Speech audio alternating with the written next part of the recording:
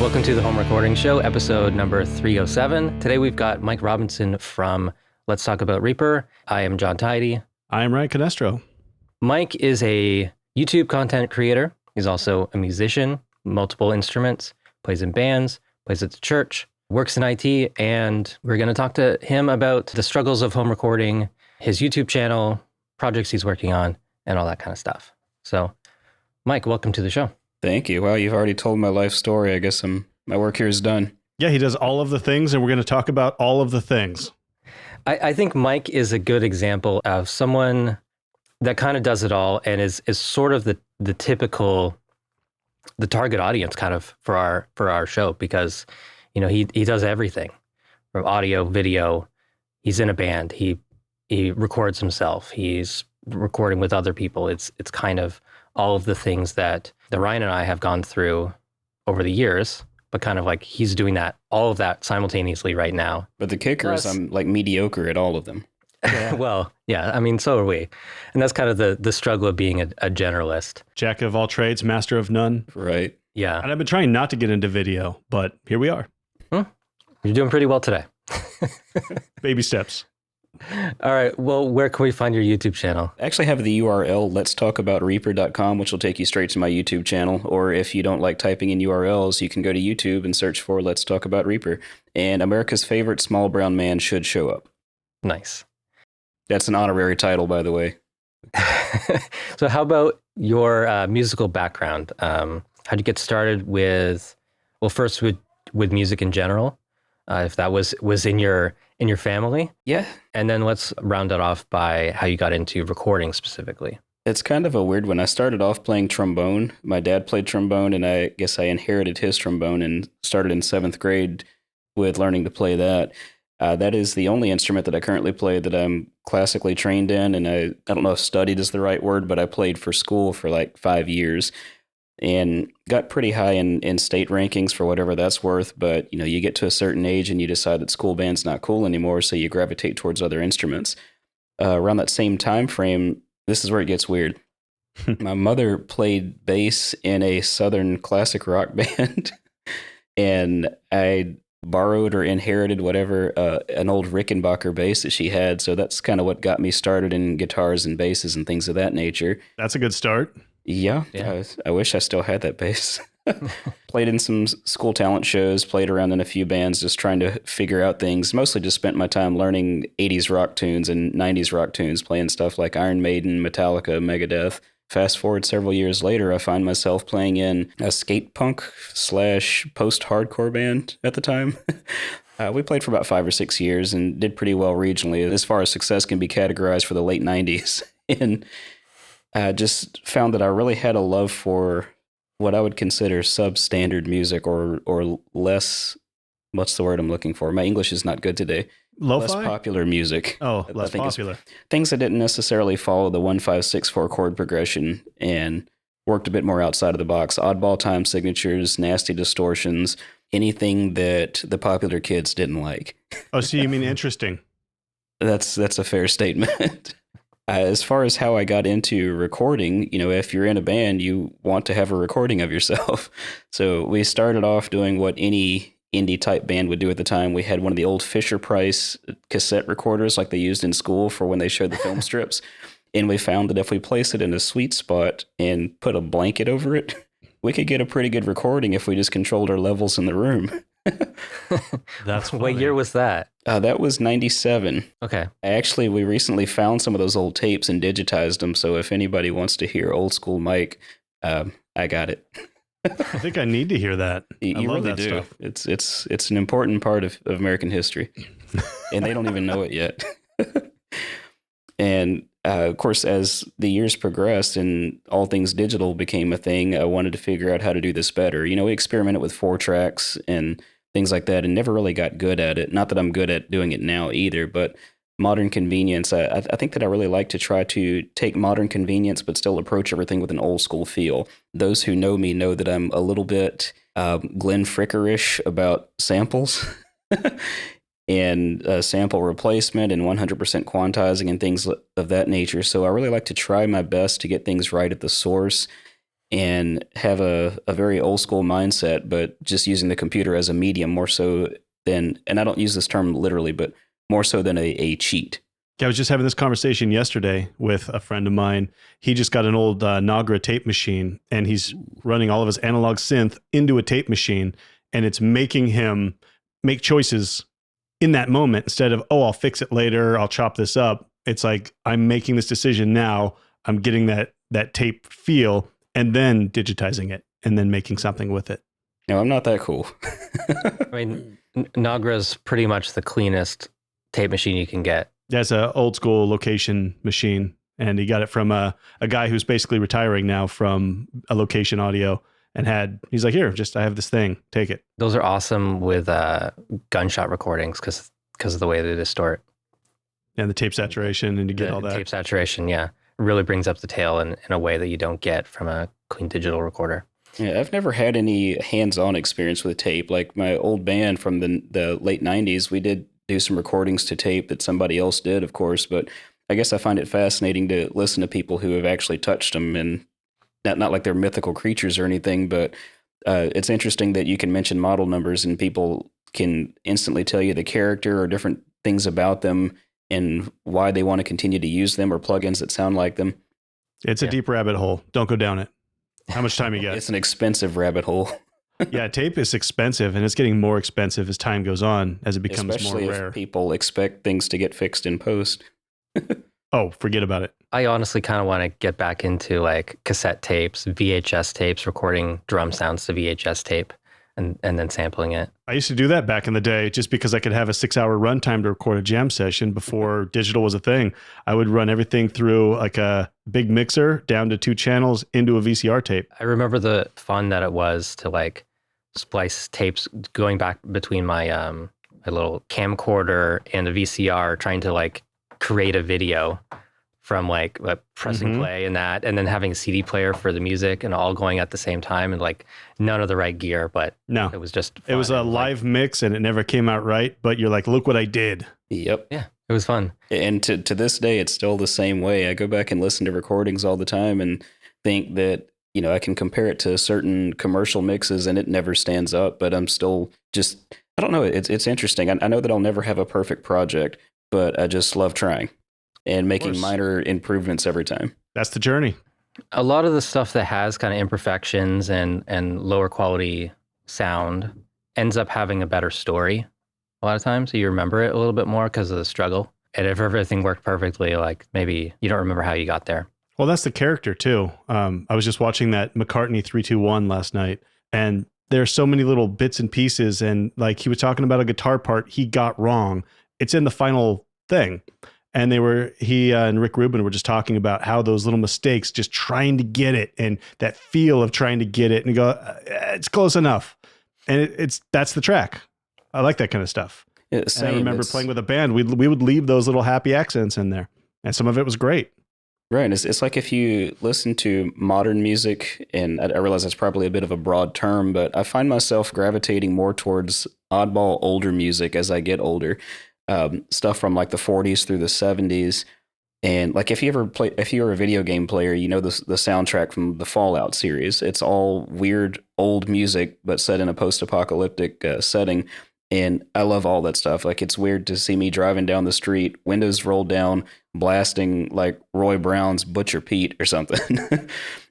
But that's me. I'm all like, exactly like you said, 40s to the 70s. That's pretty much all I listen to. Well, it's fascinating because it's like you think about all the conveniences that we have now and how people record now, and even back a couple of decades ago versus back then, they had maybe a couple of mics and just people arranged perfectly in a room. I'm sure they did some trial and error to get the spacing right, make sure everybody had their volumes right and everything. And the people either played their parts or they didn't get recorded. Whereas now, well, I mean, get it right before you hit record. What a concept. Right. Whereas now it's more like, if we can get somebody that looks good, we can fix it in post. No. And that's what I do professionally now. And it is a fantastic career choice. Shot a music video on Friday night. It was just, it's for a teen pop project, and just watching, a music video get shot with kids singing pop songs. It's so far from my reality of what I like musically. Well, but on a bright note, you're in a music career as opposed to a hobbyist with an expensive hobby. Yeah. Yeah. So I get to play with expensive toys and someone does pay me for that. So I'm a happy boy. All right, so let's go back a bit. Let's talk about musical skills. I know that you play drums, guitar, bass. Are you self-taught in all of those? I'd like to say yes, but it's not totally true. I've had a handful of lessons, like 5 or less, on pretty much all of them. No formal training, like you didn't go to school for a year just Right. Like last year, my concept of time is bad. I think I had a few lessons maybe 2 years ago on drums. And last year, when we were working from home a lot, I did mykslessons.com for a little while, which I liked that, but I don't think my wife liked it because I was home on the drums all the time. And I actually just signed up for Drumeo last week with her blessing because, I don't think I'm a terrible drummer, but I want to learn the right techniques and unlearn bad habits that I've been practicing wrong for years.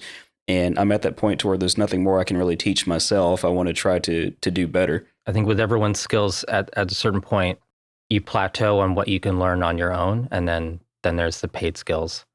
And yeah, that's something that I've been thinking a lot about in many areas. Drums is an area I always get stuck. I feel like I can always do more interesting things on guitar, on bass, on keys. On drums, it keeps coming back around to like, I've been doing this wrong. I need to flatten this out. Like drums are so much more technical. The mastery of drums seems so much harder than any other instrument to me. It really is, because little things like learning to hold your sticks right make a huge difference in not injuring yourself or not getting fatigued like really early. Yeah. There's so much with technique. And it's the same way with guitar, really. Like there's a guy that plays lead in the band that I'm in, and he's literally like 4 times my size. But to see his huge fingers flying on that fretboard so precisely, it's just astounding. And it just goes to show there's so much more with technique that can be learned. There's always so much more. I was wondering if you remembered how we first connected online. Yep. I had been watching your YouTube channel for a while and floundering my way through Reaper, and I was playing with a band at the time. We wanted to do some recordings. I was trying to learn how to edit drums. The guy that we had was, I don't know if you remember editing his drums. He was, I would say, as close to a metronome as humanly possible. He was about 95 to 97% accurate as long as he could hear the click. Basically, I hired, is that the appropriate word? John, Any of those. to edit the drums for me and film himself doing it and make me basically a private lesson video to teach me how to edit drums. Yep. I remember doing that. That must have been late 2019. That sounds about right. Something like that. Yeah, and I can't remember if you were in the community already. I've been in the Facebook groups for a while and on the forums, mostly a lurker and an occasional poster. I know that I had a lot more questions back then, and whereas now I'm just kind of lurking and answering where I can, unless I come up with something weird like what happened yesterday with that phase shift thing that we won't talk about. No, we've already wasted too much time on that one. Was Reaper your first DAW? Do you remember when you got into that? I got into it, I believe, maybe in the 3 series. Okay. And before that, I had dabbled with a program. I don't know if it's even still around anymore. I think it is, but it's called N-Track Studio by, I think the company was Fasoft or FA-Soft, however it's pronounced. I don't think I've ever used that one. No one pronounces it. And, probably no one uses it. I don't know if anybody uses it.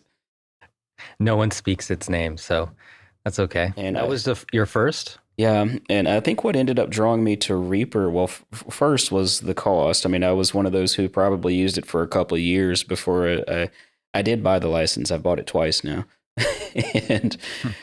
And for whatever reason, even though it was still a bit of a struggle, it seemed more, this is going to sound like product placement, but it seemed more logical to me. It's kind of strange looking at some things that other people talk about in other DAWs that I've never experienced, like how in Reaper a track is a track is a track. And it's hard for me to understand the concept of needing to designate your track as stereo or mono or video or aux or whatever, whereas Reaper's like, just throw me whatever you want, I'll eat it. Yeah.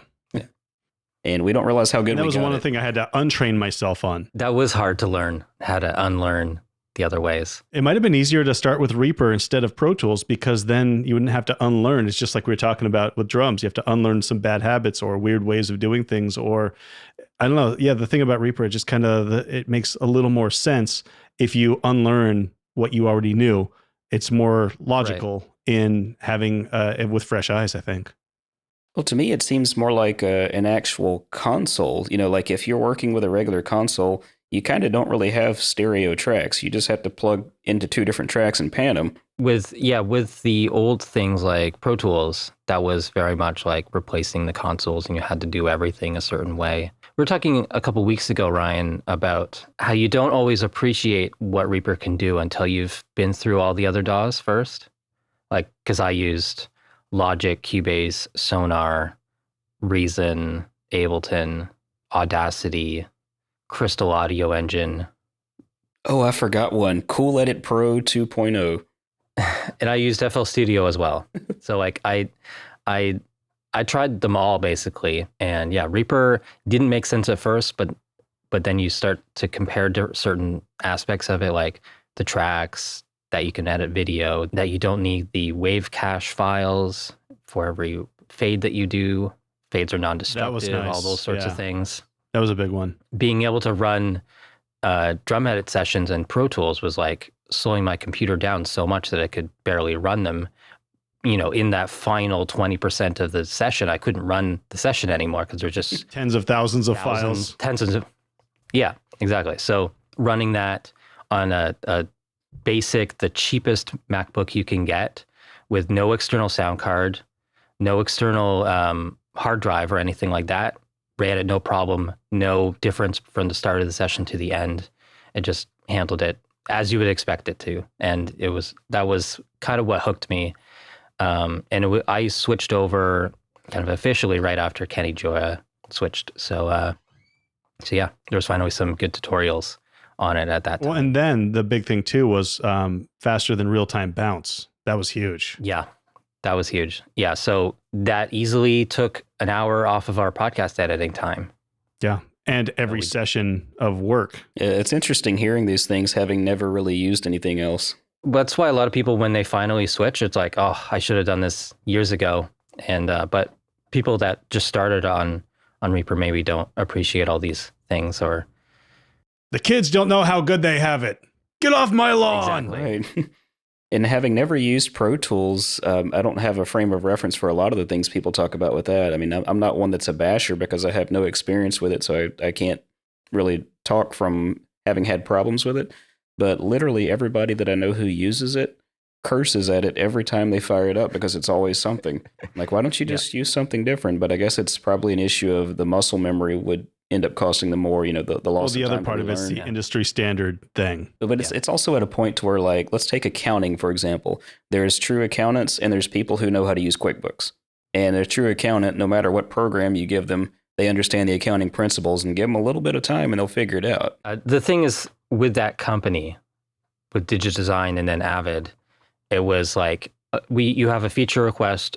First, they tell you don't need it. Then they tell you you're stupid for wanting it. And then they sell it to you.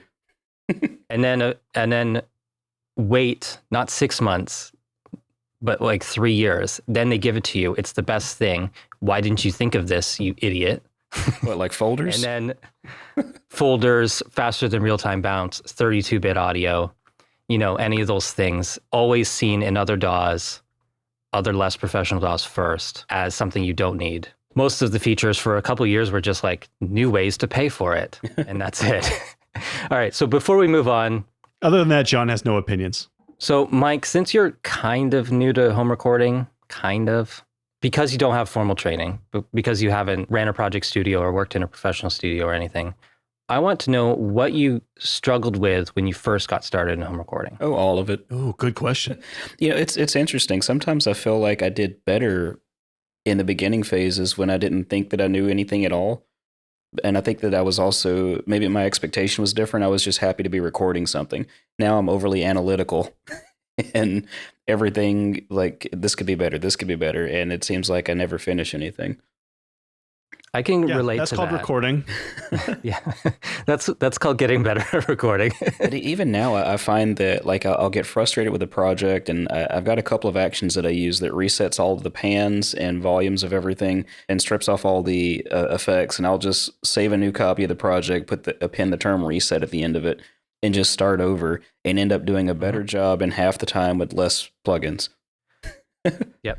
So I think that I would say that my biggest struggle then and now is a lack of consistency. There's been several projects that I feel like I've done a really good job on, but I think that the lack of consistency, like not being able to quickly reproduce similar results or have a definitive game plan for how to achieve a certain sound, or even know exactly what my target is in the beginning phases, other than just I want to record something. But that's also part of the creative process that you just outlined too. And it's not so much the recording process. And it's hard to separate those two things in your mind sometimes when you're like, are you engineer right now or are you producer right now? And you wear a lot of hats in the home studio that would be divided out amongst different people. And I think something else that I don't know if it's unique to me or if this is everybody, but I find that I don't know that I really care so much about the end result. I mean, there's people who, I guess, based on commentary from my videos, think that I know a lot about Reaper, but some days I feel like I'm just a beginner, just like everybody else. This may just be a couple of little things that I picked up. Most of my videos are not playing. It's just, oh, this is cool. I bet somebody could benefit from this. Let me try to make a video. And I think I'm at that awkward phase where I just like using it, even if I don't do well at it. For whatever reason, it just brings me great joy to mess with it. Enjoying the process is a really good thing to have.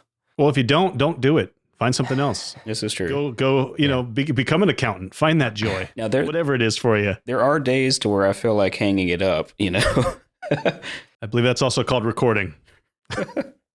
Yeah, I understand the people that just want to, have something record for them and kind of take care of everything and they want to just focus on being the musician. Really, that's hiring a producer or that's hiring an engineer that's going to a professional studio. But, there's such a huge cost difference between those two. So, but man, it feels nice. I understand the frustration, but also I also enjoy the process of learning, getting better, seeing all these different things that a DAW can do, seeing what other people do, getting ideas from them. And, maybe I never finish a project, but I enjoy the process of it. And the constant learning is why I'm doing it. I don't want to be a rock star. I don't want to release music. I just want a career working with audio. There's so many that think they want to be a rock star, but truth be told, there's a lot more money in publishing deals or you just writing for those. Like we talked about before, there's so many people who look good, but they don't really play that well. And they also can't write. So writing songs for pretty people is where the money's at. Yeah. Yeah. And I started wanting to be that guy. I wanted to be on stage. I wanted to be in the band. And I realized I was so much better at the gear side of it. And I just went, you know what? I'm better at this. I enjoy it more. I just went that direction. It's a lot more work as the band. Any plans for your home studio as far as recording other people? Are you going to be advertising and getting local bands? I don't know that I'll ever advertise in the traditional sense because this is my home. And, but we are empty nesters now, aside from the 110-pound bull mastiff. But even so, I'm a pretty private individual. There are people who find out about me through word of mouth and come to me. But ideally, I would like to see myself as the guy to go to for people who actually want to record real drums and not have them programmed. I've got a real passion for tracking drums, and I guess you can partially see the kit behind me. It stays mic'd up, and I'm constantly tweaking and just trying to figure out how to do better than last time. I did some classes with a course that I won't give the name of, but let's just say it specializes in metal productions for the most part. And there's something that I could not understand is that we've got award-winning multi-platinum producers that have the best musicians, the best gear, the best skill set, and the best DAW, the best everything. Yet I see so much 100% sample replacement. It's like they're just using the drummer to program the drums for them, and then they go back and tweak it and everything. And it has its place. I mean, I don't want to knock it like it's a useless tool, but going back to what we were saying about the old recordings and people could just play the parts or they didn't get recorded. Not that these drummers can't play their parts, but the people that are selling the samples, what are they doing right? I mean, they're just recording the things right at the source. And if anything, maybe I want to be that guy selling samples one day to people who don't want to learn how to record drums. So I really want to perfect my skills at miking drums. Having the drum kit set up all the time, learning how to play it really well, that opens up the possibility of being a session drummer locally or remotely, making drum samples. Oh, What that's the else? fun part. Making educational content on how to record drums. There's a lot of stuff there. I've done some remote drum session work for some people. Actually, I did a track for a local artist 2 weeks ago. I've done some work for people in different countries since we've had the Discord channel, meeting people all over the world with COVID. It's harder for musicians to get together. So the concept of session drumming and remote collaboration is so much more a reality now, even for smaller people. In some ways, it was the push that the industry needed to get that technology to go up a level or two, and just get people to be open with that possibility of remote collaboration. I think my first remote collaboration project was probably 2010 or something like that.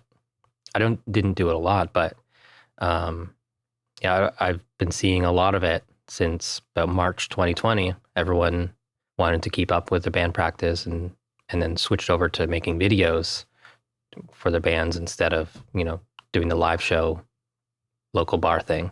Well, how long have we been doing this podcast? And John and I have never been in the same room together. Yep, same. Yeah.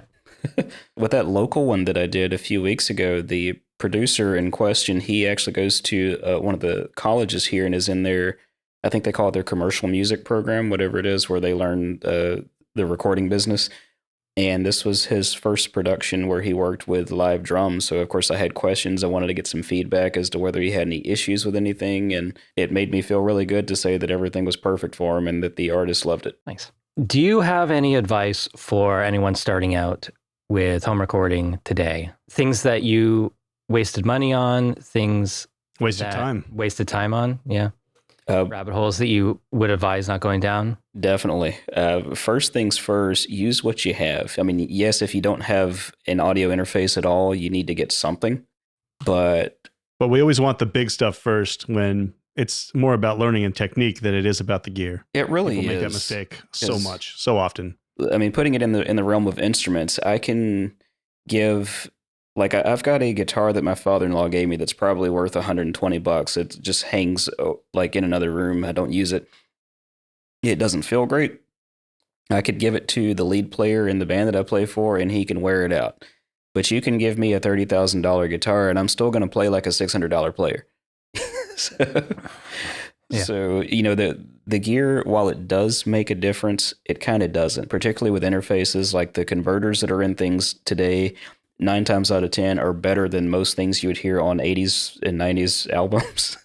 Yeah. or so I've been told. I've not actually touched them, so I'm just going by what other people say. We talked about that on the very last show we did. Even stuff from the early 2000s. It's like, that's big differences in the sound quality since about 2008 on. So anything that these days sounds good. Right. Even the cheapest stuff sounds good. Well, and something that you had mentioned on the Discord channel that really kind of hit home, because I'm one that will watch production videos and videos like training, teaching stuff about Reaper, and I even watch on other DAWs because you can glean stuff from just about everything. But I would want to caution anybody that's hearing this about constantly seeking new information but never applying it. Otherwise, you'll find yourself in this endless cycle of not learning, but just watching stuff and never practicing what you've learned.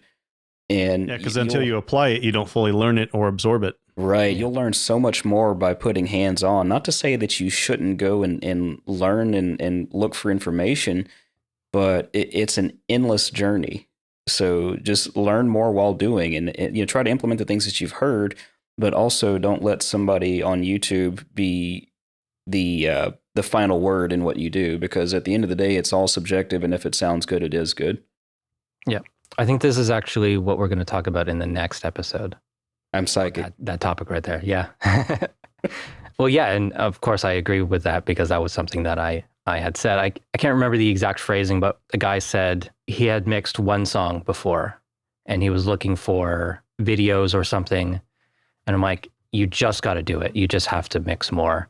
There's so many places to get free songs to mix. And good quality tracks, too. Even if you don't have quality tracks, you're going to learn just by having some variety and not always working on your own recordings. You can endlessly watch videos and never apply it and never get better. So I think that was a good thing for that guy to hear, and hopefully he actually took that Heard advice. Yeah. And and the other thing I said was give yourself a time limit. Give yourself 4 hours. See what you can do. If you can't invest 4 hours, break it up into 2 hours on 2 days or something like that. I know he had limited time, but he was spending a lot of that limited time on just watching videos, watching other people mix, and then not enough on spending time in the DAW. And there's something that you touched on there that I'm trying to choose my words carefully again, but there's a certain online community that provides multi-tracks for mixing, and it's not a bad resource at all, but I would want to tell people there's some good free resources out there, particularly, is it Cambridge? Is that a long Cambridge. A? Cambridge. Those people that have multi-tracks for free for you to download and mix on your own. What I like about a lot of the stuff there is there's a lot of things there that are professionally recorded, but there's a lot of stuff that was mediocrely recorded. Yeah, and just average home studio stuff. Right. And in my opinion, that's a much more realistic view of what most of us are going to be doing, because we're not going to have an army of editors to make those tracks pristine before they ever touch the DAW for us. Yeah, and that's part of the learning process, is polishing the turds. Right. But that's one thing that I didn't like about that certain product, was that I could literally drop all the multi-tracks into the DAW, leave everything at Unity, and it just magically sounded good out of the gate, which it gave me a false sense of thinking I'd done something by just panning. Mm-hmm. Well, in some cases, that is the best case scenario. That's how a lot of professional studio productions kind of sound when you get to the next stage. You got to learn how to get there on your own. Sure, but I have had a couple mixes that were like that, where you get over all of the hell of organizing the mix and you just start with the fun part and just the creative parts. And that ended up being like one of my favorite mixes that I've ever done, because it was like, yeah, well, the budget's higher and the tracks start out good. Right. Like, awesome. This is the best case scenario. Mm-hmm. Well, and I think one more thought about discouragement, because we all go through those phases where we feel like our mixing sucks and why did we even start this, is, now this will sound like a borderline self-help kind of quote, but go on. Just keep in mind that you were not put here to be the next Chris Lord Algae. You were put here to be the first you. So don't worry so much about comparing yourself to everybody else. Just do you. Sure. And it's easy to say that when you're in a good mood, but those tough days are going to hit you, but just keep pushing through it. Yeah, find your own voice. And there's also the learning curve. At least if you're putting in the time and effort and you're showing up and doing it, you're going to get better every single day. Every minute you put into working on your craft is better than a minute sat on the couch doing nothing. So so just do that, and just, you have the choice of getting better or not, really. And there's something to be said about pulling yourself away sometimes to sit on the couch, because if you're too obsessive about it, then you get diminishing returns. So some rest is a good balance. thing. There's a balance. Most people probably spend too much time on the couch. I like my couch. Right. Wonderful.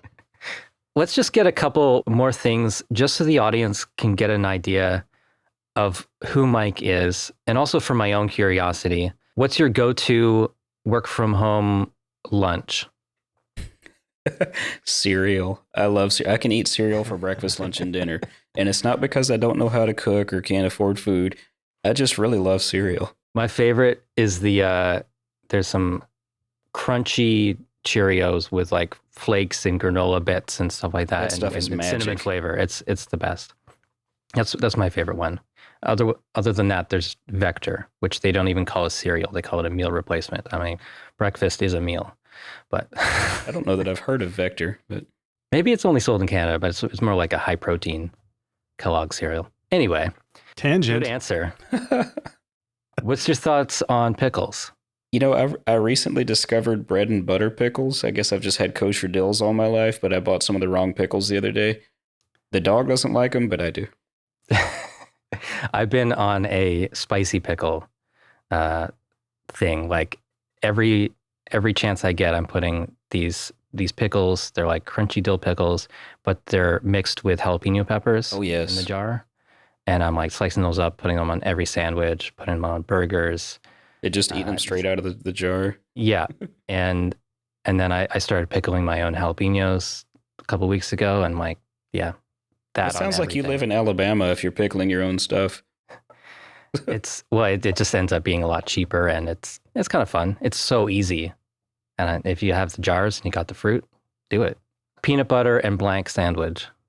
Well, my daughter has a peanut allergy. Oh, okay. Now, granted, she doesn't live here anymore, but old habits die hard, so we still don't have any in the house. I think we've got some soy nut butter. All right. But on that topic, there's a local restaurant here that has a PB&J burger that is fantastic. Don't knock it till you try it. Is that jam, jelly, or what? They put grape jelly on it, so it's just a hamburger with peanut butter and grape jelly. Here in Canada, the default is always strawberry jam with chunks. And grape jelly, no one eats it. It's weird. You don't see it in stores or anything. Where are you located? In Tennessee. Tennessee. Nice. And you're from there? Yep. Traveled a bit, but I'm a homebody. So I live in a town of about 100,000 or so. And I guess to some that may not sound small, but you travel around a bit and you learn to appreciate small town life and minimal traffic. Sure. I could not live in Los Angeles or Atlanta. And I live near Los Angeles, so and work in Los Angeles. So I get to enjoy all that all the time. You get to enjoy being stuck in traffic for hours on end. Hours on end. Yeah, I was born in the city, grew up in a small town, and then moved away as soon as I could. Sounds like a John Cougar Mellencamp song. All right, so that's where we're going to end this one. Thank you so much for joining us, Myk. Thanks for having me. And everyone, if you enjoyed this episode, check out Myk at his Let's Talk About Reaper YouTube channel. We're going to promote his Discord channel, which is the unofficial Reaper users something or other. It's so long it doesn't actually fit at the top of the Discord server. a lot of the YouTube channels or content creators around Reaper are there, plus some other channels, related channels. It's just a nice place to hang out and chat, talk about production. Links to that will be in the description of this video and in the show notes. And also, if you want to support the show, you can find us at buymeacoffee.com/home recording show. I think that's what it is. Links in the description. Hopefully that's what it is. Hopefully that's what it is. Support the show with a $5 virtual coffee. So many of you have already been doing that. Thank you so much. And if you do, your name will be at the end of the show. Thank coffee. you. Thank you for supporting the show, and we'll see you guys in 2 weeks. Bye, everybody. As they say in Spain, demi lovato.